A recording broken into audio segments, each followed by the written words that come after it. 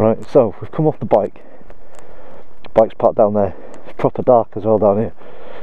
I've still got my biking gear on, I've still got my helmet on, and I'm walking through the deep dark woods. What more could go wrong?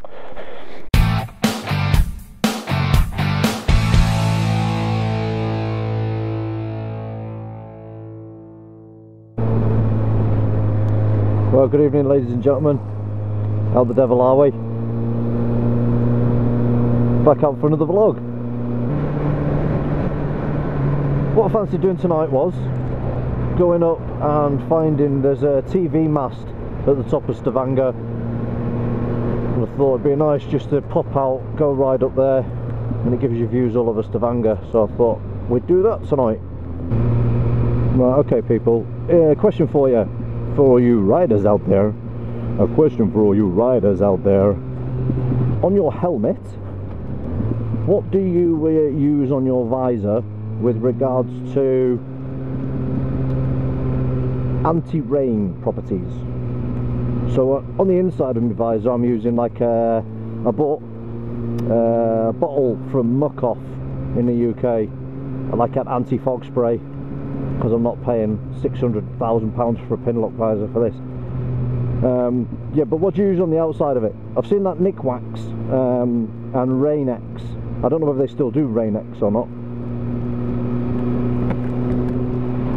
But what do you use on the outside so that the rain beads on the visor? Obviously when you go in some speed you can just tilt your head to the side and then it blows off, doesn't it? But for slower speeds, what do you guys use so the rain beads, you know, on the visor, so you can see a bit better? Can you put your comments below? I've checked on Google and I've checked various forums, but you know, it's tiresome, isn't it, checking everywhere for one answer when you can just ask on here. I think this is the perfect forum, shall we say, to ask those sort of questions. I've just put this microphone on the inside of my cheekpad. I was just speaking to V-Twin Vlogster on Twitter.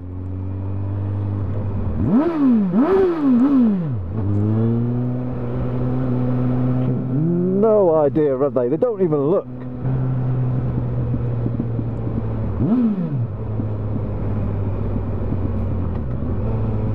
Such a kid.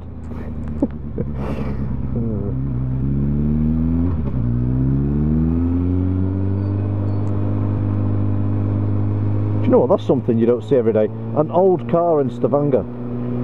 You never see an old car. Right, let's go up by the university. Let's go up this way. Three Swords is straight on. We've been there before, so let's go right here.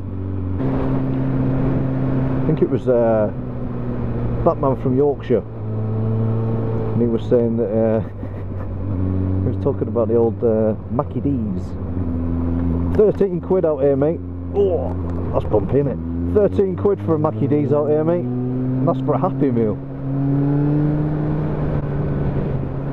Random bollocks. Do you know what? You don't have to talk some bollocks in your helmet, don't you? Oh, I've got a little story for you. Went skiing at the weekend. Went up to Surdo in the mountains and dropped the kids off and the missus off at the ski centre. Got to lunchtime, done a bit of skiing, got off at lunchtime, thought I'd go back and get the dog. So go back and walk with the dog. Drove 25 minutes back to the cabin where we were from the ski centre. And I missed my turning. Well, I mistakenly got the turnings wrong, so I wasn't supposed to take this turning anyway. I turned into it and then I realised my mistake, slammed on the brakes, and the car just slid on sheet ice all the way to the bottom of this hill. I've never shit myself so much in my life. Nearly ended up in a lake. And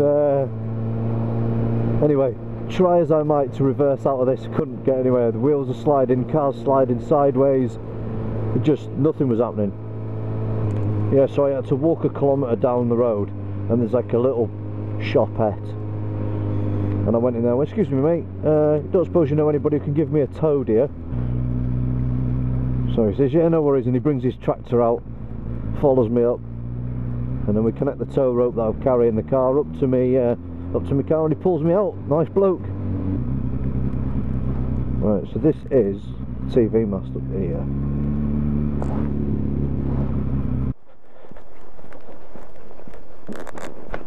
Right, so we've come off the bike. The bike's parked down there. It's proper dark as well down here. I've still got my biking gear on, I've still got my helmet on, and I'm walking through the deep dark woods. What more could go wrong? I'm getting arrested for being a pest. So you can see this from miles around Stavanger. But what I thought was, I am unfit. What I thought was I could climb up it, get a good view over Stavanger, just get me breathing back.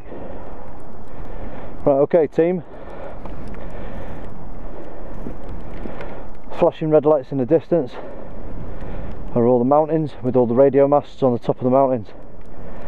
And as we go around, see the motorway, E39. That's the bottom of Stavanger there, out there. And as we go further round, there's the big fjord where the Three Swords are, out there. And then beyond there is the North Sea, and if you were to carry on that way, you'd get to Aberdeen, Scotland, and that's that round there, and then more Stavanger. Right, so then if we go this side, so what I just showed you there was like the southern end of Stavanger. You go this side and this is the actual city itself. All this was lit up lovely during the during Christmas. There you go, there's a city there. So where the green strip of lights is down there, that's where we rode into town. That's the actual city centre itself. And then there's all the fjords, so you can see all the like, still out of breath, so unfit. So out there you can still see the little tiny outlying islands that are joined by ferries, and there's like thousands of these little islands dotted around, but they're all out there. It's quite pretty, isn't it? So, and there's where the two dots are in the corner up the back end. That's Dal's Newton, and that's at the back of the fjord where I live, called Gandafjorden. So Dal's Newton's probably the highest peak around where I live. But there you go. That, ladies and gents, is Stavanger by night. So not bad for just nipping out for a bottle of milk. Hey. Right, see you in a bit when I'm back on the bike. Rain, rain, go away, come again another day. It's just starting to rain, isn't it? Do you know, I'll pick a lovely evening to come out, 10 degrees, it starts to rain. Welcome to Norway. Do you know what, I've just walked to the top of that TV tower, or that radio tower, whatever it's called. I'll get it right soon. And these boots that I'm wearing, they're really comfy. Waterproof, warm, and comfy to walk in as well. TCX Sport Tour, I think they're called. Alright mate.